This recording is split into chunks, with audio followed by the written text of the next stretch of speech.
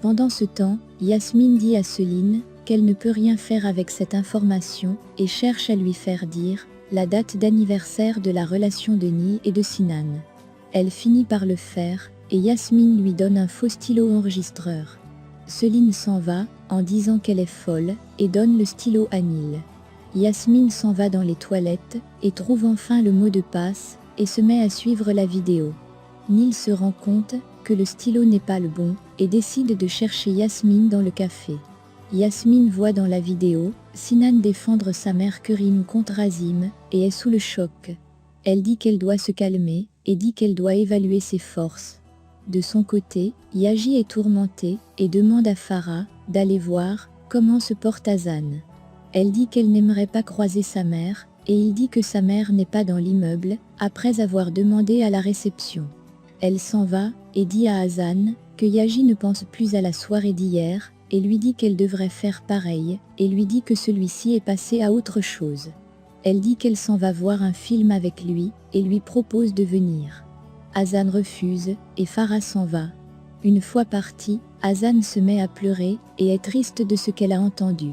Farah arrive chez Yaji et fait la même chose avec lui et lui dit qu'Hazan est passé à autre chose et dit qu'elle est en cuisine en train de préparer à manger pour Sinan. Yaji est triste à son tour et dit qu'il s'en va dans sa chambre. De son côté, Sevda est en train d'étudier et la petite est couchée à côté et regarde la photo de sa mère.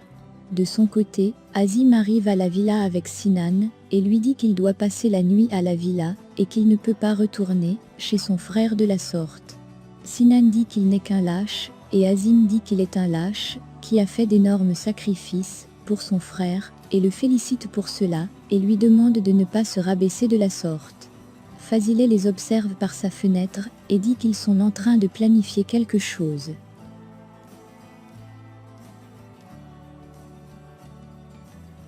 De son côté, Sinan reçoit un appel et son père lui demande de décrocher. Ils se rendent compte que c'est Kerim et elle dit qu'elle sait que son fils est en colère contre elle.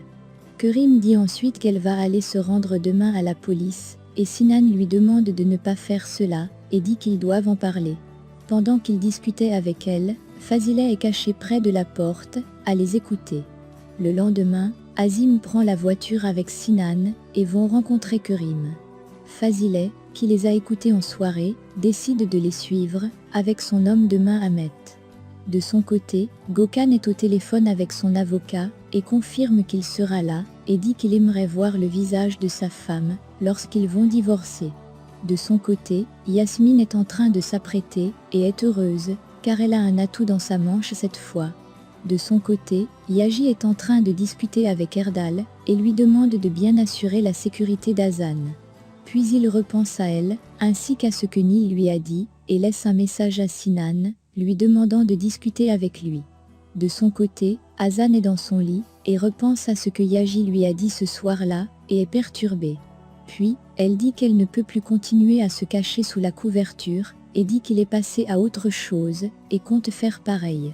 De son côté, Gökhan est avec son avocat, et ceux-ci sont en train d'attendre Yasmine. Celle-ci arrive, et Gökhan est un peu intrigué, car elle n'a pas d'avocat. Le juge les appelle, et ils finissent par entrer dans la salle d'audience.